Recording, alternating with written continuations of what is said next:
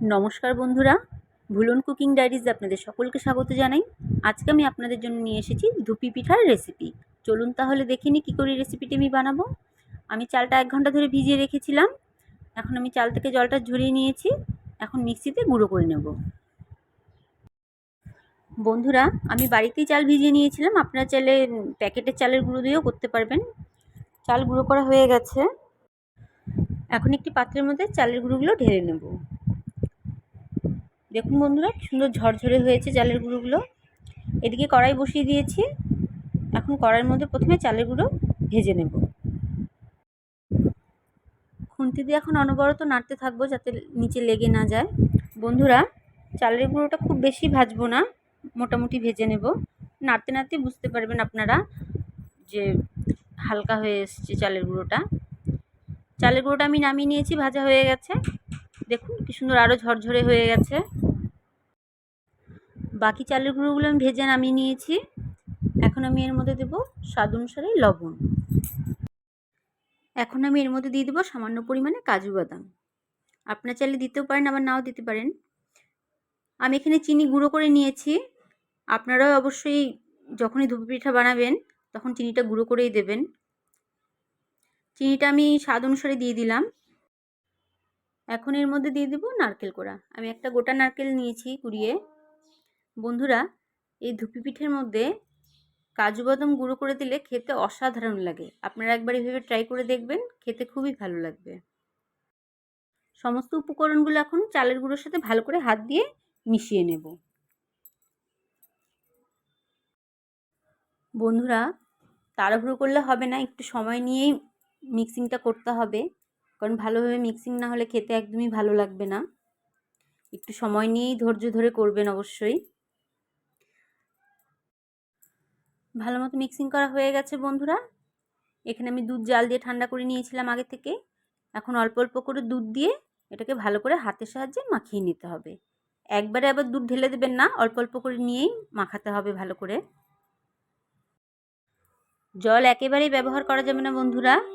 এবার হাত দিয়ে ভালো করে চেপে চেপে খুব সুন্দর করে চালের গুঁড়োটাকে মাখতে হবে। মাখতে মাখতে যখন দেখবেন দলা হয়ে এসছে, হাতে নিয়ে দেখবেন, তখন ভাববেন হয়ে গেছে মাখা। বন্ধুরা, দলা হয়ে এসছে, আমার মাখা হয়ে গেছে। এই দুধটুকু বেঁচে গেছে বন্ধুরা, আমার এর মধ্যে দিতে হয়নি। এখন আমি এইভাবে হাতে চেপে চেপে শেপ করব। আপনাদের যেরকম খুশি শেপ দিতে পারেন আপনারা। আমি এখানে গোল গোল করে নিচ্ছি প্রথমে। আপনাদের যেমন শেপ দেওয়ার ইচ্ছে তেমনই দিয়ে নেবেন।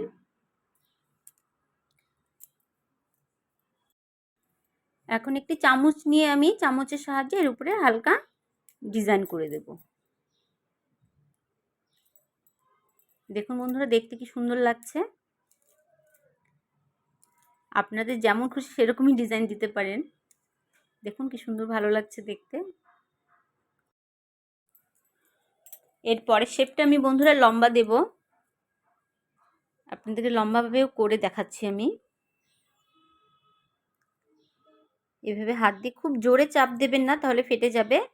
হালকা হাতেই চাপ দিতে হবে, নাহলে যখন ভাপে বসাবেন তখন ভেতরটা শক্ত থেকে যাবে। এই পিঠেটার মধ্যে আমি সেই সেমভাবেই চামচ দিয়ে ডিজাইন করছি। দেখুন কি সুন্দর লাগছে দেখতে। আমি একটা গোল শেপের বানিয়েছি আর একটা লম্বা। আপনারা চাইলে অনেক রকমই বানাতে পারেন। পিঠেগুলো শেপ দেওয়া হয়ে গেছে। এদিকে আমি জল বসিয়ে দিয়েছিলাম। মোমো ডিশে জল গরম হয়ে গেছে। এখন আমি পিঠেগুলো দিয়ে দেব। বন্ধুরা, আমি খুব চাপাচাপি করে পিঠেগুলো দিইনি, খুব হালকাই দিয়েছি। বাকি পিঠেগুলো এখন আমি উপরের ডিশটাতে দিয়ে দেব। পিঠে দিয়ে আমি 10 মিনিটের মতন ঢাকা দিয়ে রেখেছিলাম। দেখুন বন্ধুরা, কি সুন্দর হয়ে গেছে, পিঠেগুলো ফুলে উঠেছে হালকা। পিঠেগুলো হয়ে গেছে। এখন আমি একটি পাত্রের মধ্যে নামিয়ে নিলাম। দেখুন বন্ধুরা, কি সুন্দর লাগছে দেখতে পিঠেগুলো। পিঠেগুলোর মধ্যে কাজু বাদামের টুকরোগুলো দেখতে আরও ভালো লাগছে, আর খেতেও ভালো লাগবে। তাহলে আপনারা অবশ্যই বাড়িতে এইভাবে ধুপি পিঠে বানিয়ে খাবেন। আপনাদের যদি এই ধুপি পিঠের রেসিপিটি ভালো লেগে থাকে তাহলে অবশ্যই লাইক, কমেন্ট, শেয়ার